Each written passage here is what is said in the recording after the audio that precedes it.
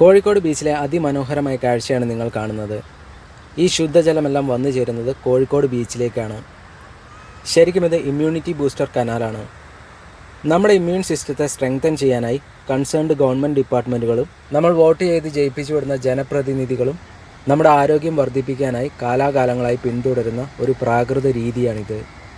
ബീച്ചിൽ വന്ന് ഈ ഇമ്മ്യൂണിറ്റി ബൂസ്റ്റർ കനാലിലെ വെള്ളവുമായി കോണ്ടാക്റ്റ് ചെയ്യുന്നവർക്ക് തൽക്ഷണം കോളറ, ഡിസെൻട്രി, ടൈഫോയിഡ്, എലിപ്പനി എന്നിങ്ങനെയുള്ള ഒട്ടുമിക്ക രോഗങ്ങൾക്കുമുള്ള പ്രതിരോധ ശക്തി സ്വയം ലഭിക്കുന്നു.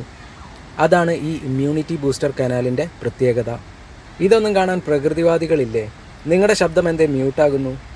ആന ഒരാളെ ചവിട്ടിക്കൊന്നാൽ വനം കയ്യേറിയതുകൊണ്ടാണ് ദാരുണാന്ത്യം സംഭവിച്ചതെന്ന് പറയാൻ പ്രകൃതിവാദികളുണ്ട്.